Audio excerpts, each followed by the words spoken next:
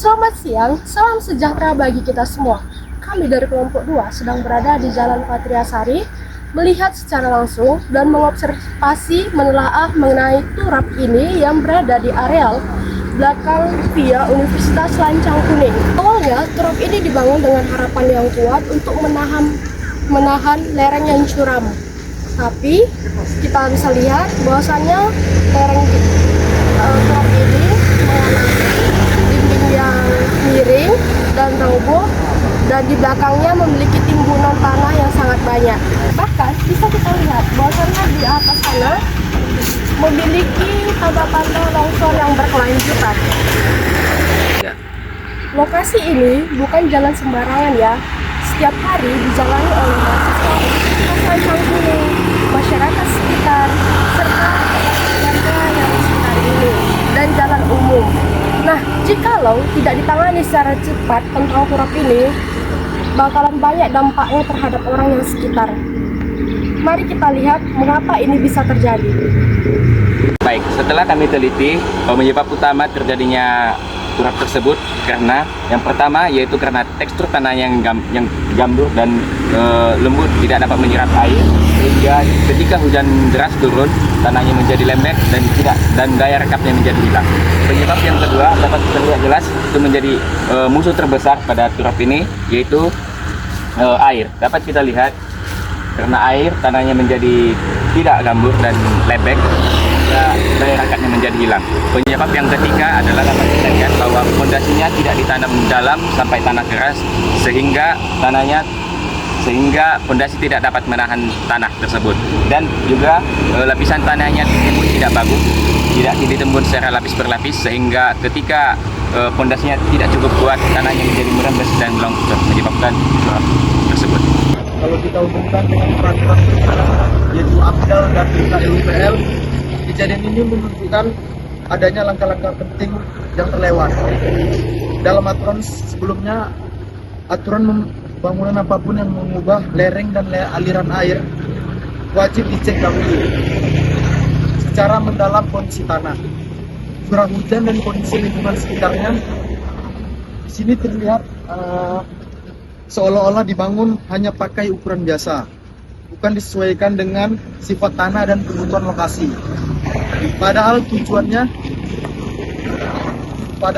AMDAL itu sendiri supaya membangun aman, tidak merusak alam, dan tidak membahayakan manusia maupun orang di sekitarnya. Kalau kajian awalnya benar, risiko ini pasti sudah bisa dicegah dan diawasi. Sekarang kita lihat dampaknya, dan ini cukup serius. Pertama, mengancam keselamatan semua pengguna jalan.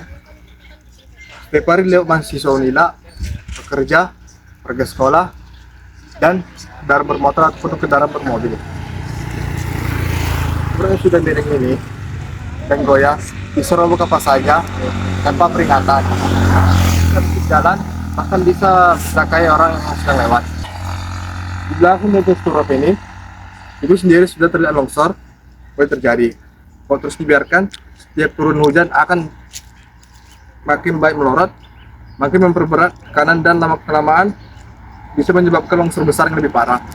Belum selesai itu saja. Kalau kita lihat sekeliling, tepat di bagian atas lereng ini, berdekatan masih ada bangunan tempat tinggal warga dalam prinsip konservasi tanah. Tugas turap ini menjaga kestabilan dasar lereng supaya tanah tidak bergeser.